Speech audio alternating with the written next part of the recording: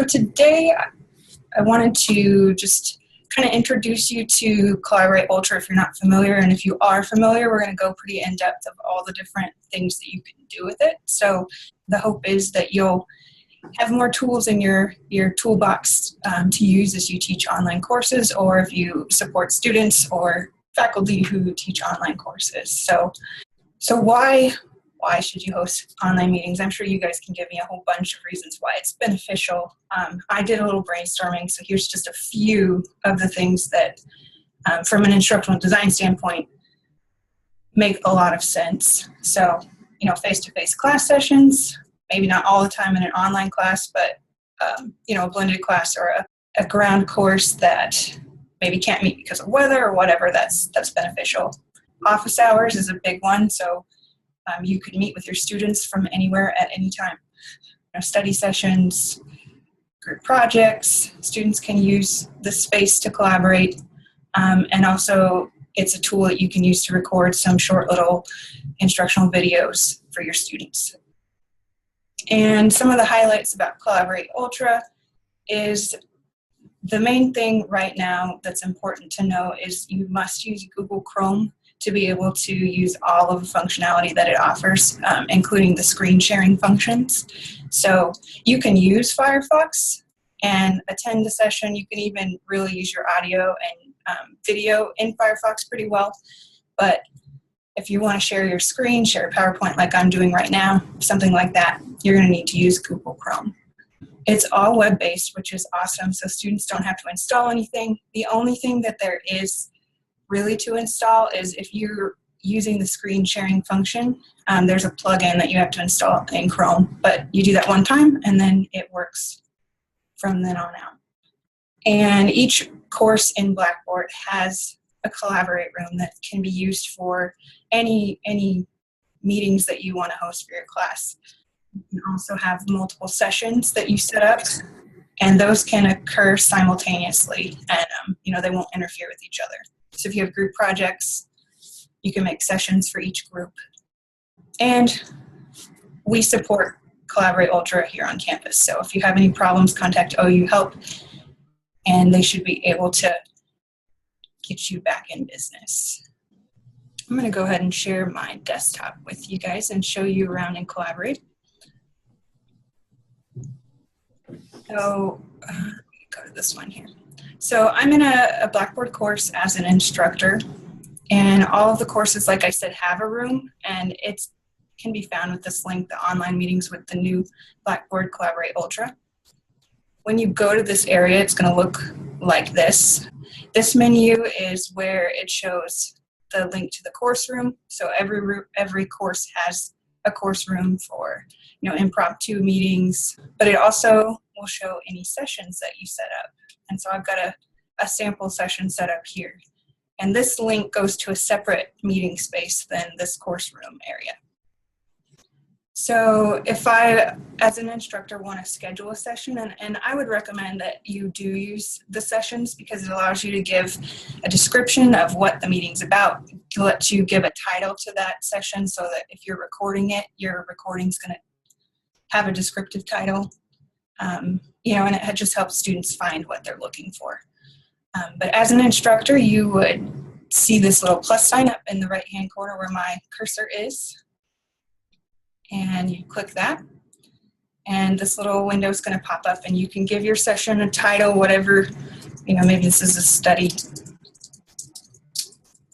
group that's meeting, and I'm setting them up for multiple groups in my class. Give it a title. Under event details, you can give it a start date or an end date, or you do have the option to give it an open-ended time. So if this is something you want your student groups to have available, throughout the entire term, then you can set no end to it. I'll do that with this one. You have the ability to choose how early students can join. There's the ability to allow guests into your room. So if you're going to have a guest speaker, or if you're doing kind of a joint project with another section of a class, or even with another class, you can use a guest link to allow people to join as a guest.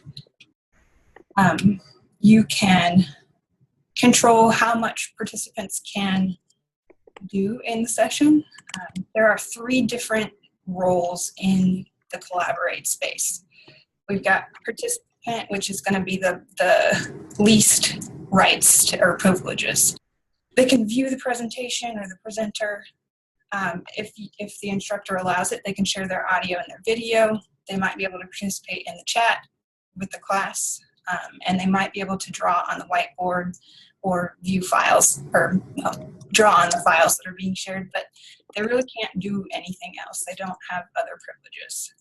This presenter is kind of a happy medium between participant and moderator. They're going to be able to use the screen sharing functions and share content, but they're not able to basically impact other users in the course. So they're not able to change the role of somebody else in the session, or they can't really edit any of the rights that the instructor has set up in this session.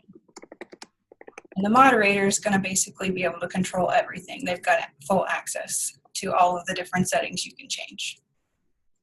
You'd set this up as you want it, click save, and then it's going to appear in your sessions menu right here. And so to enter that session, you just click on the link. It takes a couple seconds to load, but that meeting space will open up in a new tab. Now, navigating the space a little bit. We've got 2 different main menus where you can control your room. The first one is this Collaborate panel, which is a little purple arrow.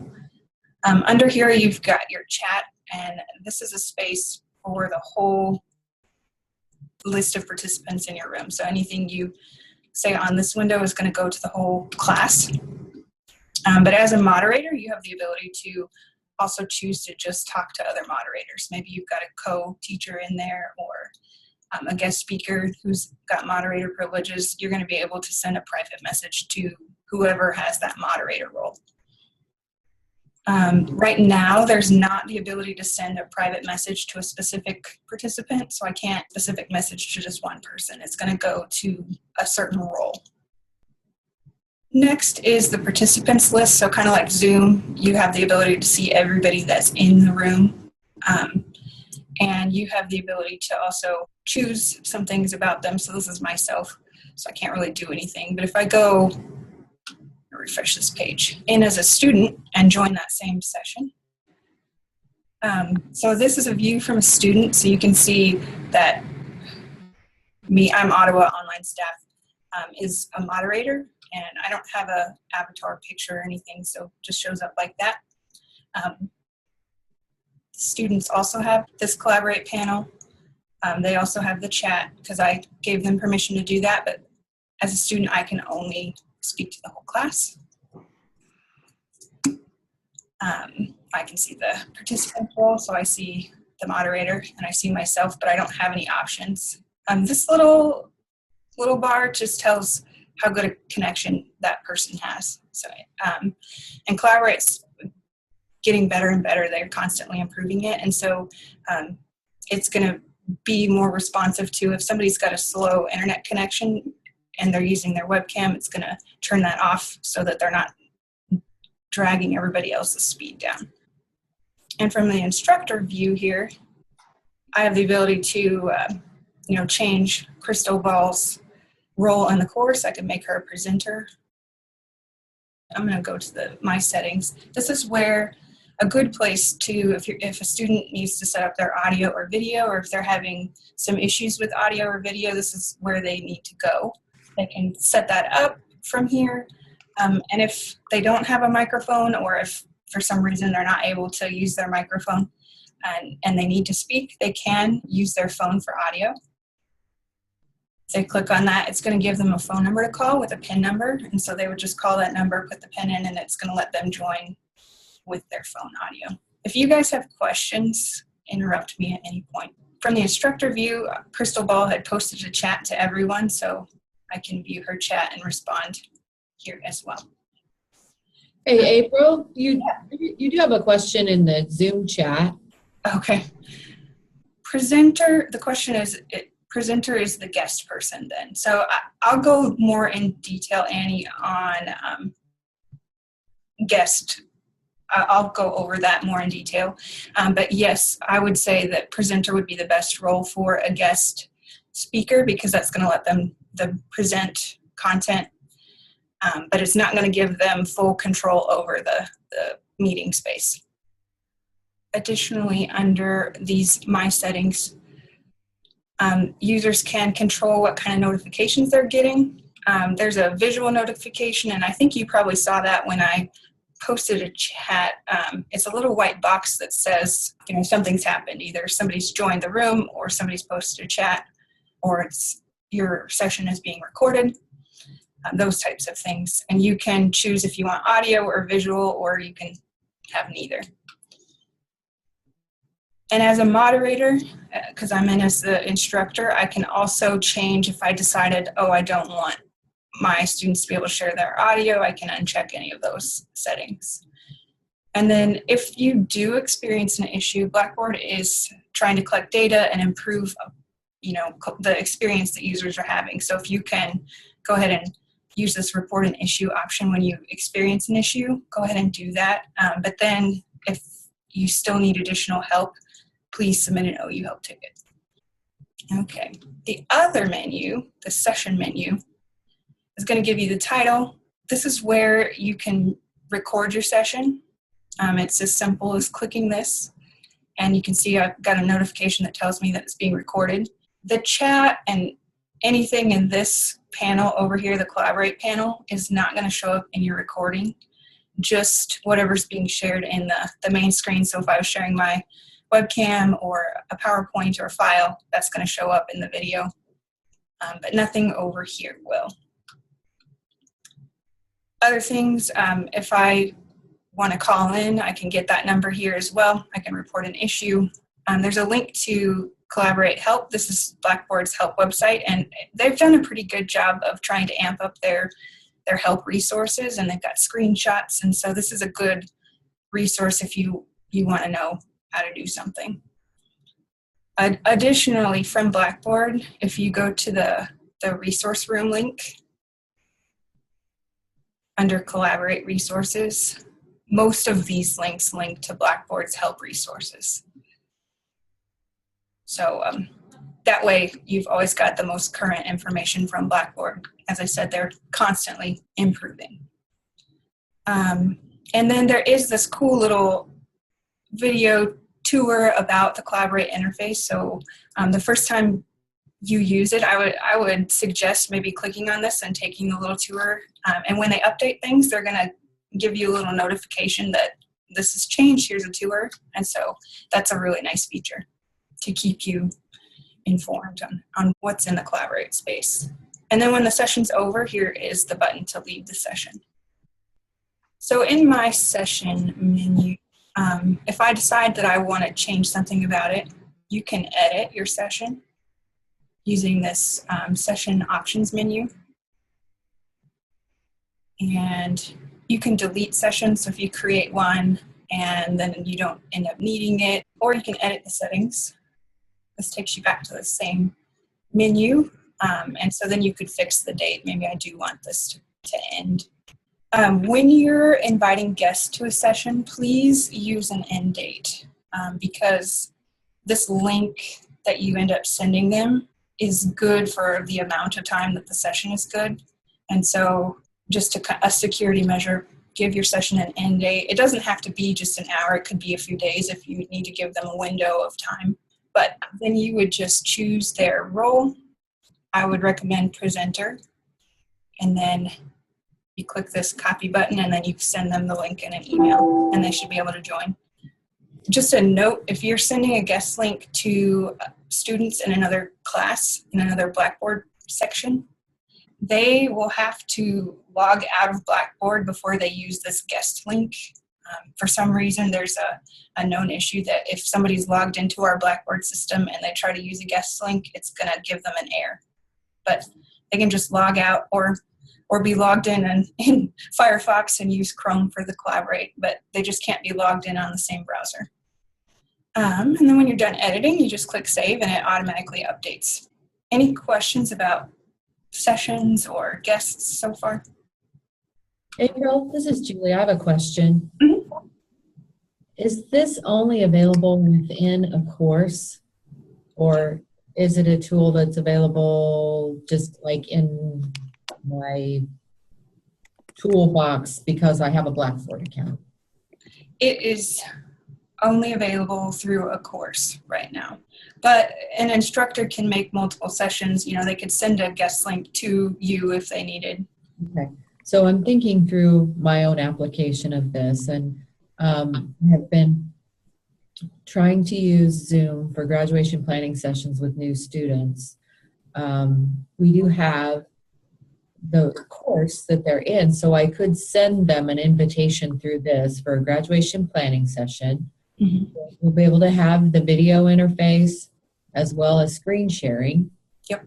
But they won't have to download anything, right? That's what you said before. Yeah, that's correct. And Okay. really, to participate, they're not even, I had mentioned a plugin. To use their audio and their video, they're not going to have to install anything. Okay. Because that's definitely an advantage over Zoom, because I have to explain you've got to download the application and then click on this link so we can have our session. I mean, they go really well when we can get them done via video, but this seems like this would be easier. Yeah. One thing I do want to make sure that everybody knows is that there's no current way to like limit student access to these sessions. So if I wanted to have a private session with Julie, everybody would see that session and they would be able to click on the link and enter. Now, Oh, you explain it, they shouldn't. And you could have a session set up for every single one of your students in your class if you wanted, if you're doing private sessions. uh-huh. And so in theory, they shouldn't click on somebody else's link and interrupt your meeting with somebody. Oh, so actually it's not, the privacy isn't there. Not entirely. And if you record, you're not going to be able to like limit access to that recording. Okay. Well, that makes a big difference then. You can. Are you sure about that? Because I know using the old Collaborate, It's there not. were those controls in place. It was with the old Collaborate, the one that you had to install to enter the room, but it's not, that functionality is not yet with Collaborate Ultra. This is Corinne. I think that functionality is coming, and they release updates to Collaborate every month, and the updates are not, in our experience so far, not trivial. They've been pretty big leaps ahead every month, so I would expect to see this get changed fairly soon. There's another thing that's missing, and that's private chat. So you can't chat when you're in a meeting. You can't chat with anybody else in the meeting. It's not everybody. It's everybody or nobody, which of course is very uncomfortable if you need to say something to someone. So yeah, there's some functionality that's lacking. So it's way better than it was, but we did lose a few things that we liked. But I know Kristen's with us, and she's experienced the horror of trying to get Collaborate to launch, and that is just completely gone. It just fires right up like Zoom does. So Okay. That's wonderful news. Yeah. I'm still confused though, because there's a link, right, that you create for the session, and if you're only sending it to that one student? So the guest link is something different. If this is a student enrolled in the course that you're using to create this meeting, they're not going to need a guest link. Oh, okay. They're going to view this same page here where it says, you know, my test session 1 and then the study group 1.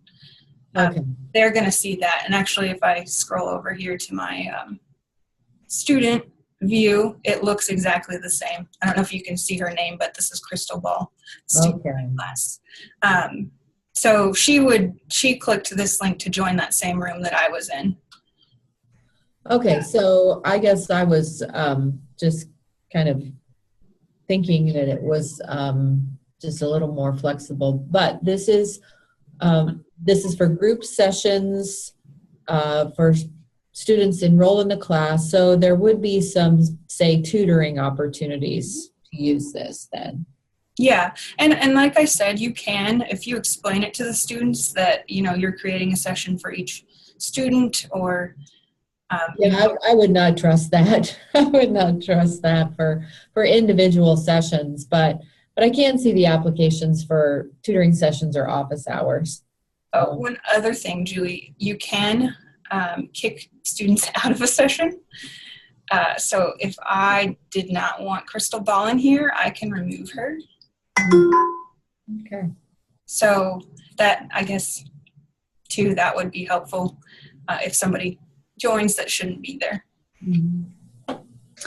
The other thing, April, correct me if I'm wrong, but if Julie were to grab the guest link out of an existing session and send it to the student and make sure the student's not enrolled in Blackboard, logged into Blackboard at that time, any other student could still get into that session, right? That doesn't solve the problem. Yeah, and you can't That's what I thought. hide a session and give a student the link. The session's going to be, if it's not available, it's not available to anybody. Right. Can you password protect a session? No, that is not available at this time. Okay.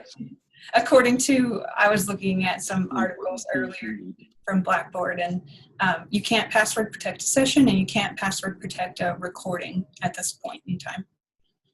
Good questions. So I've gone over most of the settings here. I've gone over, I'm still recording. Let's stop recording. If at any point during the session you stop recording and then you start again, it's going to create two videos just like Zoom does. There's not the ability to pause the recording. So if you are making a video and then you want to kind of say an off the record comment, or you don't want it in the recording, there's not a way to pause that. You're going to end up with two separate videos at this point in time. Now, I know in one of the sessions I went to about upcoming features, they talked about maybe in the future you will be able to, but at this point there's not a known date of when that's going to be available. Students can raise their hand using this little icon, and that's going to give you, the instructor, a notification that so-and-so is raising their hand. And on the participants panel here that I'm on, I can see that I have my hand raised. To put your hand down, a student can click this, or as an instructor. So as Crystal Ball, if I raise my hand,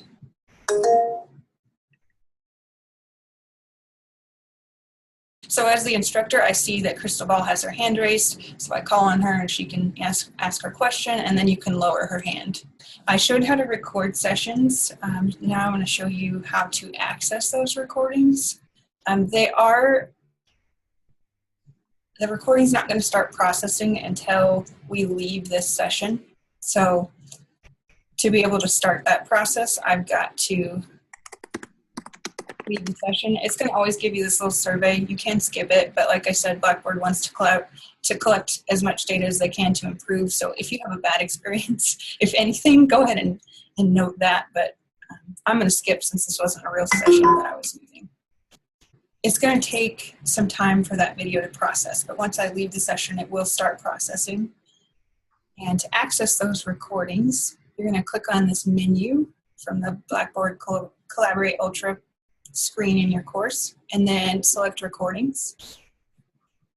And I've already made a couple of test recordings here, and these were using the course room. Your recording is going to have the name of either your session, or if you're using the course room, it's just going to number them. So I've got course room recording 1, course room recording 2. So it's really a good idea to use sessions with unique titles so that your recordings are going to have a unique title that describes what the video is. All students can see these recordings, so you can't make them, like I said, you can't hide them from certain students. And to view it, you just click the link and it opens up in a browser tab. If you want to share a recording with either the class or with somebody not in the class, you can copy the URL from your address bar and send that in an email, post an announcement.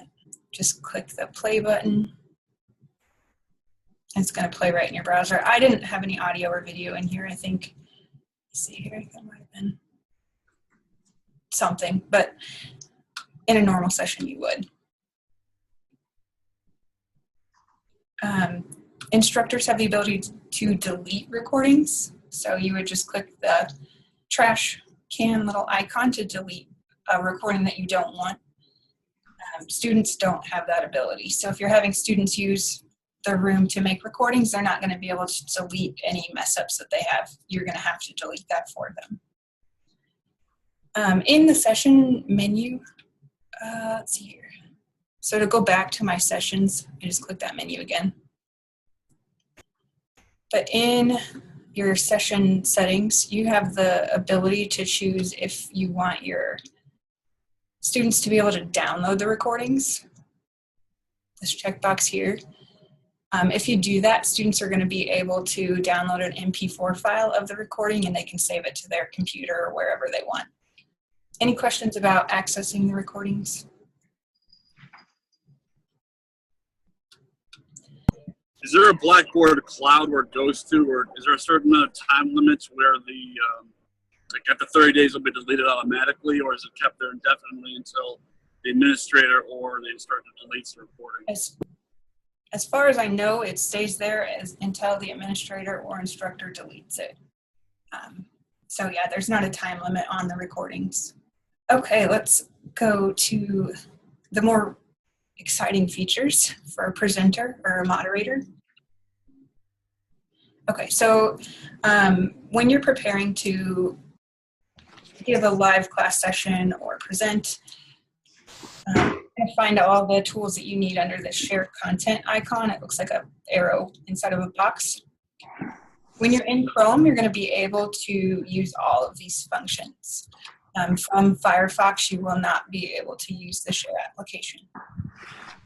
And it gives you a little message that says this can only be used in Chrome. The first one is the whiteboard. And this is still in development. It's not the most robust whiteboard program that I've used, but it does have a lot of nice, easy to use tools that might be good for like a brainstorming session or something like that. The first tool is the select tool. This is a pointer, so if you're trying to point something out, it's more visible than just your cursor. You get a pencil tool. You can change the color of your line or whatever with that option. You can draw shapes and change their color as well. And they're just going to be an outline. You know, I can draw straight lines too. You can type. You can change the color of the font using the same.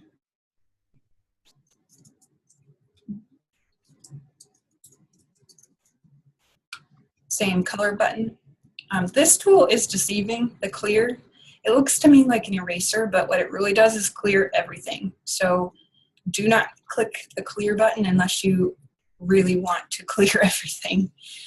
There's not an undo button right now either, so if you clear something that you didn't mean to, it's going to be gone. But if you did something on the whiteboard that you want to get rid of, you can use your select tool, click on whatever it is you want to delete, and then on your keyboard, click the backspace or delete key, and it will delete just that one thing. You can also move things around with that select tool. And if you want to save the contents of your whiteboard, there's not a super great way to do it, but you can, if you, using your mouse, right-click on the whiteboard, you have the option to save the image. You can name it whatever you want it. And I'll put it on my desktop. And then that's going to be a PNG file, so just an image file. But you could send that to students if they needed the notes. When you're done, there's not like a multiple page function, so I can't go to a new page and save this content. When you're done using the whiteboard, you just click Stop Sharing. The share files is, you can share, well, it says right here, you can share a PowerPoint, a PDF file, or basically any kind of image. So if I wanted to share that PNG file that I saved from the whiteboard with the class, I could share it here, but students aren't going to be able to download it. But it has drag and drop functionality, or you can click this plus sign and select something from your computer, like a PowerPoint. You can, now these do save for the lifetime of the session until you delete them. So if you have a file that you want to use in multiple times, you can use upload it here and it will be there. If students can't access it unless they're a presenter or a moderator, they can't access it without you sharing it, but you can save it there. So you don't have to prep each time. And then it'll be there until you delete it using this delete button. So to share it, I would just select the file that I want and click share now. And I have a PowerPoint here, and so I need to click on the slide that I want to start with. So if you don't want to start with slide 1, you don't have to. And then your controls are going to be down here. You have those same whiteboard features, so you can mark up your slides, to emphasize different points. Those aren't going to save, but for your presentation's sake, you can use those. If your PowerPoint has transitions or animations, they are not going to pull across if you're sharing the file like this. So if you want to use transitions in a PowerPoint, you're going to need to use the share application. And I'll show you that. So I'm going to stop sharing and go back to my share menu. So the share application, you get to choose if you want to share your entire screen or just a certain application. Go ahead and make sure you've got your PowerPoint pulled up and ready to go before you start sharing. And I learned something new, a setting in PowerPoint that you can use to make it easier to present. I don't know if you guys have experienced sharing a PowerPoint using the presenter mode, and it takes up 2 of your monitors and you can't see the Zoom menus, or your web conference menus and stuff. And it can be kind of frustrating. So I'll show you on PowerPoint. Sorry, my mouse is.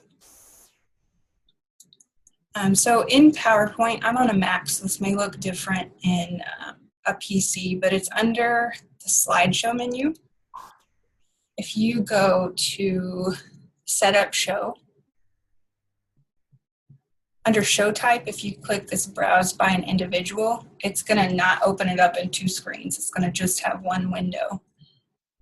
And so I'd click OK and save it. And then when I go to presenter mode, it's going to be in this window that I can resize to whatever size I want. And so then I could choose to, share my entire screen. You're going to need to minimize Chrome because otherwise you get a whole bunch of collaborate. And then your students are going to see the slide without any problem, and you can still see everything else on your computer. And I stopped sharing now. But with the share application, you can share anything that you share.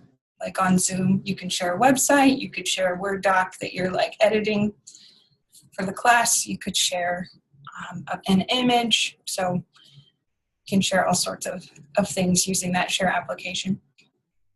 Next thing is polling. With polling, it's not going to let you preload questions.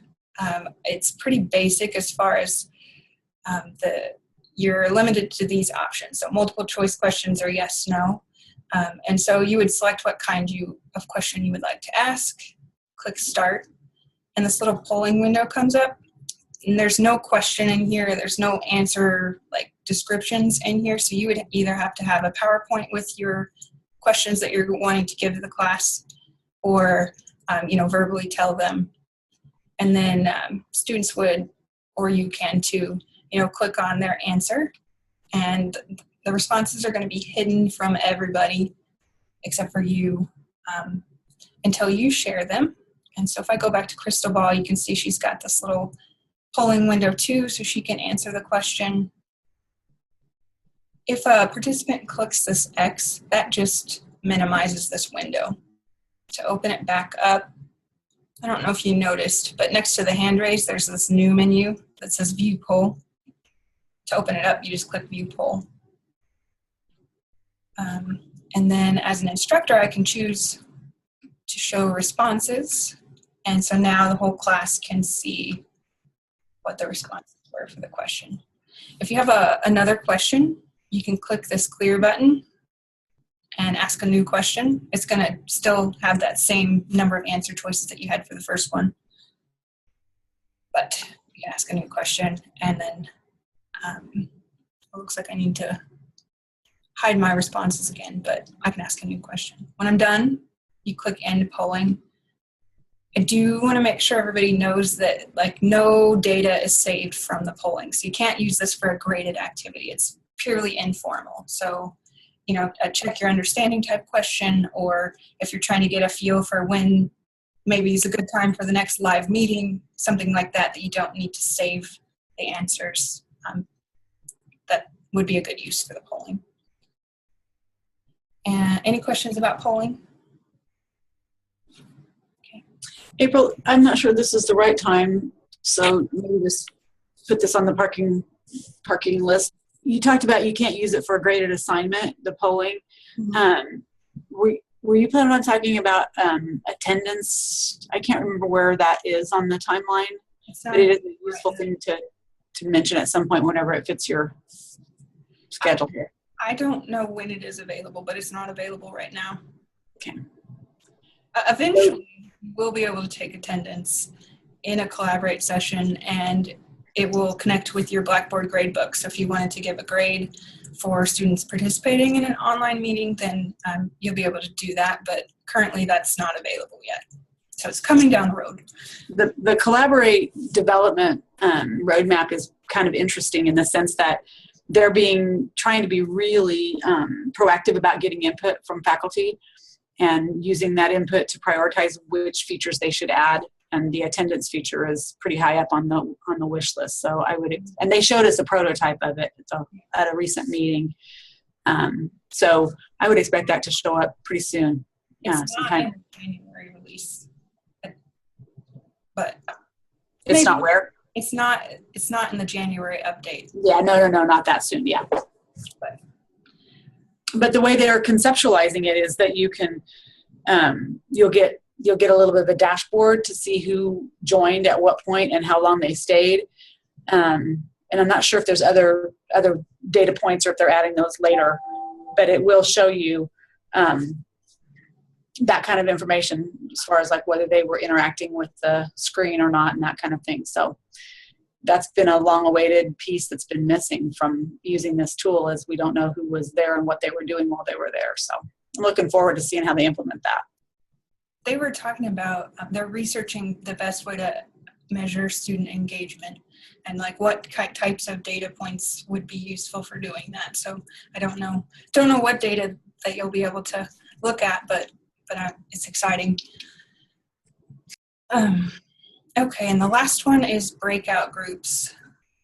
And breakout groups are, you can do breakout groups in Zoom. And could you do breakout groups in the old version of Collaborate? I don't know. Yes, you definitely, yeah, you can. Okay.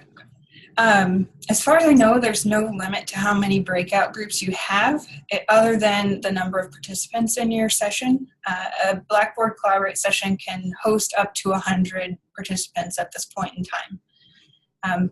They are looking to upgrade or to update that to be able to handle up to 250. That's the next like benchmark that they want to meet, but they're not there yet.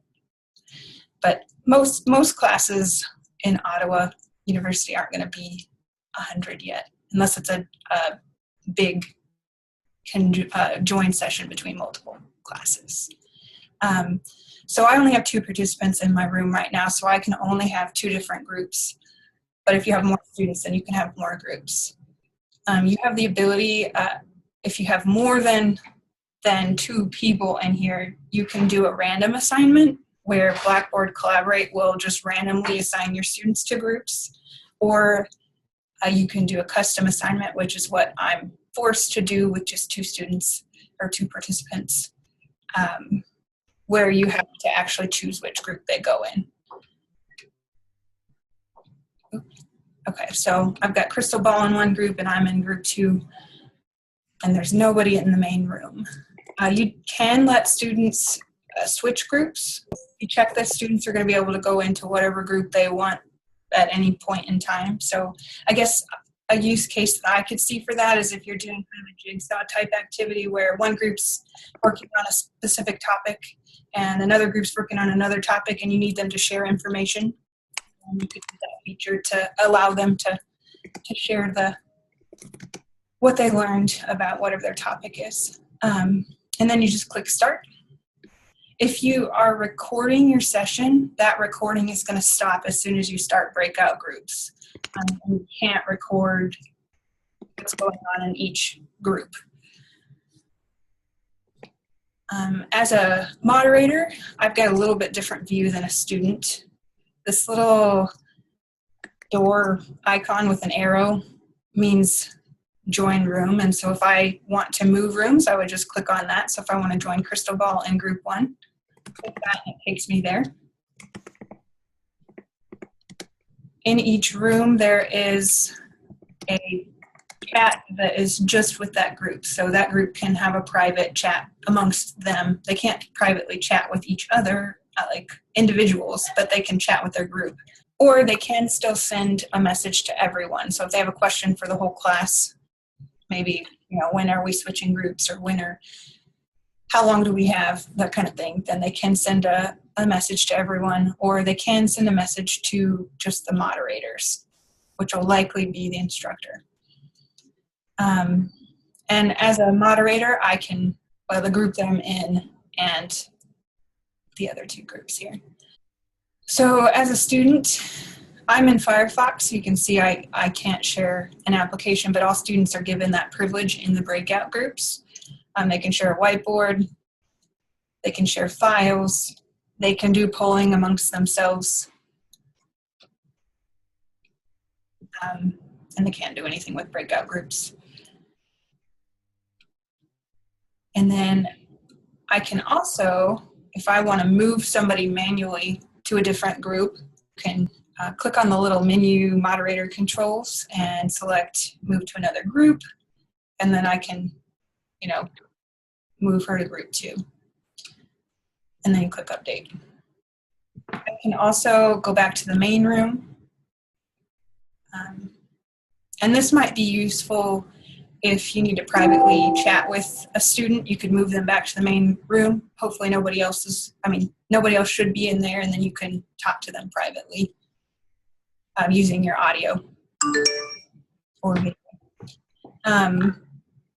But that's breakout groups for the most part.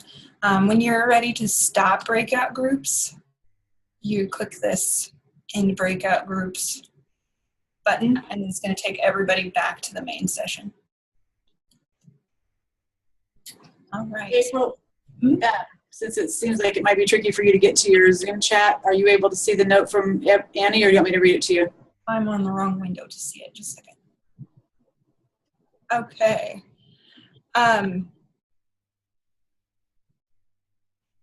Assign group. You could just have one student in a group. If students don't have the right to move groups, then yeah, you could have just one student in a group that you needed to meet privately with. So they're essentially all private unless you allow them to move. Yeah. Yeah. The only way they would be a public group would be if you have that checked to let them move groups on their own. So actually, I guess that might address the privacy issue, Julie. If you wanted to meet with a student privately, you could use the breakout groups. Now there'd only be 2 of you, but you could both be in a group that doesn't allow students to enter, and then you'd be able to meet with them privately. Okay. You could record. I wouldn't record it anyway. April, I joined a little bit late. Did you show where in the resource room they can find additional support for using Collaborate? Yes, I did. Again, that's resource room. We've updated all of these to Blackboard Collaborate Ultra. The top part's kind of generic info for anybody, and then we've broken it down into participants, so students and moderator. You can also edit your course room settings. So if you wanted to use the course room for some reason, if it was an impromptu kind of thing, or you don't want students to have that available to them whenever they want, you can limit that. You would, wait a second. Okay. Disable course room is what you would do so that students couldn't use that link without you having a session.